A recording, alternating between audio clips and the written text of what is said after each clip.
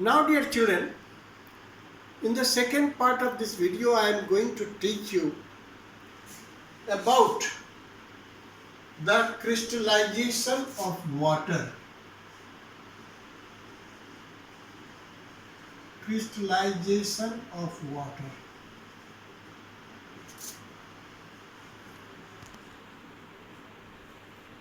Just I taught you, copper sulfate has 5 molecules of water with it.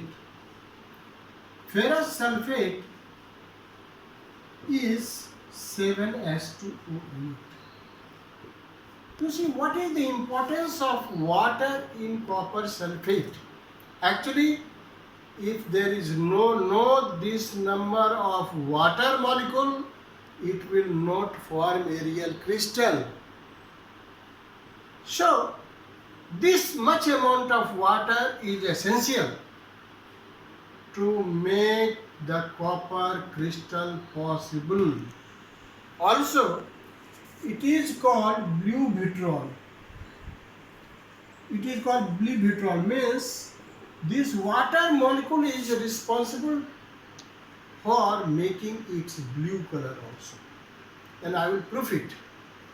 Same way, ferrous sulfate has 7 molecules of water.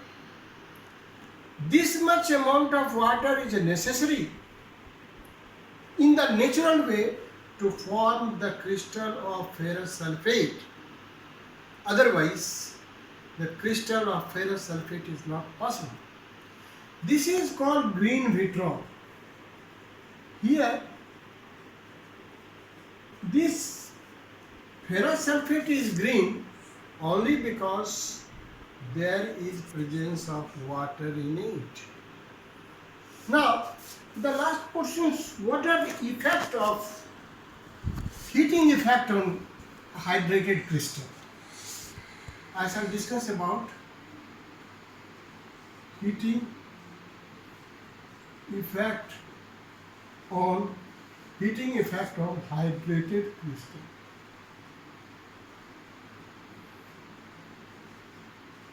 You see. Now you see copper sulfate. This is 5H2O. What is this color? This is blue.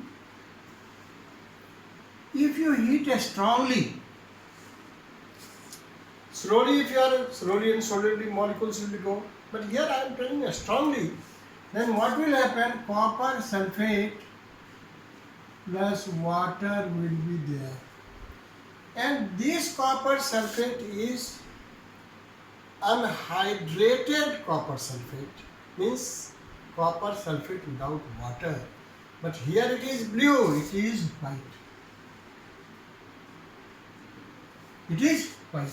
Okay, you take this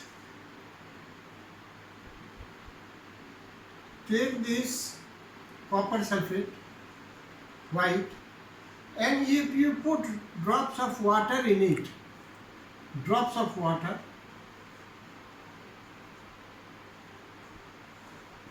if you put drops of water in it, then it will change again into blue. So, what does it conclude? Means CuSO4, which is white, plus 5H2O, this becomes CuSO4, 5H2O. Now it has changed into blue. Have a look. It was blue, heated, water was expelled out. All water was expelled out. When all water was expelled out, it became white.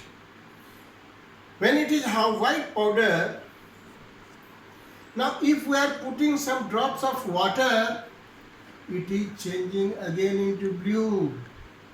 It confirms its blue color was responsible due to presence of water molecules in it. So is the example of ferrous sulfate. Ferrous sulfate, you see, FeSO4, 7H2.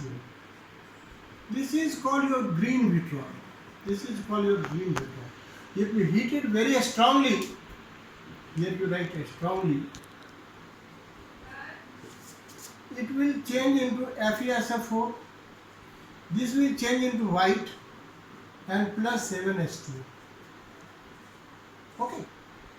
So, if in this FeSO4, if you put water in it, it will be changed into green, and that is why FeSO4 7H2. This also confirms that its color of the copper sulfate when a blue vitriol or green vitriol was only due to presence of water. So this is the thing I have to conclude it. This is the last portions. This is the last portions of this topic.